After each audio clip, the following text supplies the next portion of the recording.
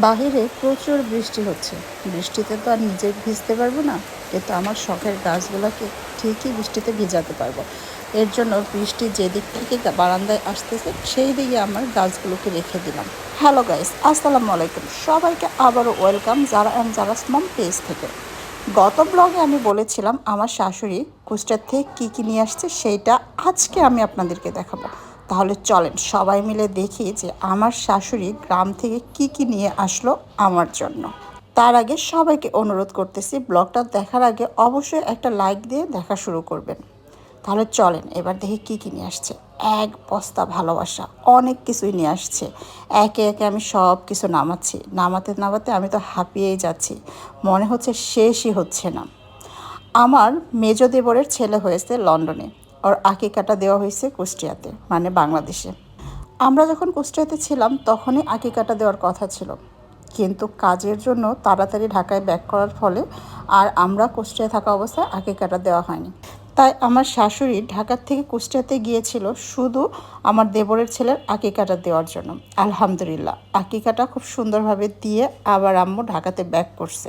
আর ঢাকাতে আসার সময় আমাদের জন্য এই যে আকিকার গোছ এইগুলো নিয়ে আসছে আলহামদুলিল্লাহ। আর আমার হাজব্যান্ড যেহেতু ভুড়ি খুব পছন্দ করে, ওর জন্য ভুড়িও নিয়ে আসছে মাশাল্লাহ। এখন আমি সব কিছু খুব সুন্দর করে ফ্রিজে রেখে দিচ্ছি। তারপরে দেখলাম দুটো বক্সে কি আছে সেটা দেখার জন্য আমি খুব এক্সাইটেড ছিলাম, কারণ আমার এত মিষ্টি খেতে মন চাচ্ছিল। মনে হচ্ছিল বক্সে যদি মিষ্টি থাকে তাহলে বেশি খুশি হব। এর জন্য প্রথমে আমি এই বক্সটা খুলে নিলাম। বক্সটা খোলার পরে আমার মনটাই খারাপ হয়ে গেল। চেয়েছিলাম মিষ্টি থাকবে বক্সের ভিতরে, কিন্তু না, এটার ভিতরে দেখতেছি মাছ। আম্মু বাড়িতে মাছ কিনেছিল, তো সেই মাছ হচ্ছে তার খাওয়া হয়নি। আর ঢাকাতে চলে আসছে, বাড়িতে যদি মাছটা রেখে আসে তাহলে ওই মাছটা নষ্ট হয়ে যাবে। আমরা আবার যখন কোরবানি দিতে যাব ইনশাল্লাহ তখন দেখা যাবে ওই মাছটা আর খাওয়া হবে না। এর জন্য ঢাকাতে নিয়ে আসছে। আম্মু হচ্ছে মাছটা আমার বাসাতেই পাঠাইছে, কারণ আমি আগামীকাল ইনশাল্লাহ মাছটা রান্না করে তারপরে হচ্ছে আম্মুর জন্য তরকারি পাঠাবো ইনশাল্লাহ। আর এই যে শাক দেখতেছেন, ডাঁটার শাক, এইগুলো কিন্তু আমাদের বাসাতে আমার শ্বশুর লাগিয়েছিল। রোজার ঈদে যখন বাড়িতে গিয়েছিলাম তখন কিন্তু দেখেছিলাম শাকগুলো একদম ছোট ছোট, মানে একদমই ছোট, না খাওয়া গেছে না হচ্ছে বোঝা যাচ্ছিল যে কী শাক। তবে এইবার আম্মু যখন বাড়িতে গেছে তখন দেখছে যে শাকগুলো অনেক বড় হয়েছে। তারপরে আসার সময় এতগুলো শাক আমার জন্য নিয়ে আসছে। আর মিষ্টি সেটা জানতোই, না নিয়ে আসলে আমি মনটা অনেক খারাপ করব। এর জন্য নেক্সট যে বক্সটা ছিল সেইটাতে মিষ্টি ছিল আলহামদুলিল্লাহ। মিষ্টি পেয়ে তো আগে আমি ঘপাঘপ দুইটা খেয়ে নিলাম, কারণ একটা মিষ্টিতে আমার কিচ্ছুই হবে না। অবশ্য এই যে মিষ্টি, এই মিষ্টি আমি চাইলে সব কয়টা এক বসাতেই খেয়ে ফেলতে পারতাম।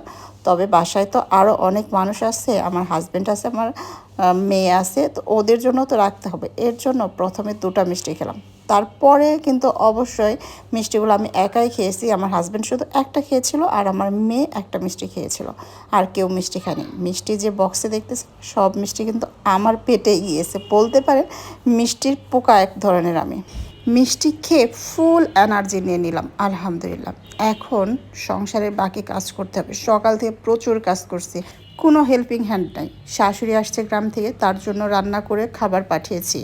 যারাকে গোসল করানো থেকে শুরু করে প্রত্যেকটা কাজ করাইছি। তারপরে যেহেতু যারার পরীক্ষা চলতেছে এর জন্য যারাকে পড়ানো লাগছে, সব কিছু মিলিয়ে একদম আমার অবস্থা নাজেহাল। এখন ফার্নিচারগুলো মুছে ঘরগুলো ক্লিন করে নেব। আর আমার বাসায় এত পরিমাণের ধুলা আসে, একদিন যদি ফার্নিচার না মুছি তাহলে মনে হয় কত বছর যে ঘরের ফার্নিচারগুলো মোছা হয়নি।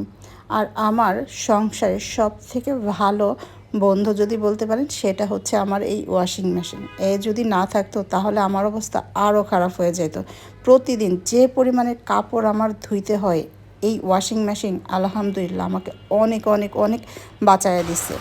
এখন পর্যন্ত কিন্তু বাহিরে প্রচুর বৃষ্টি হচ্ছে মাশাল্লাহ। মন চাচ্ছিল বৃষ্টিতে ভিজতে, কিন্তু বৃষ্টিতে ভেজার কোনো ওয়ে নাই। আমি ভিজলে যারাও ভিজতে যাবে।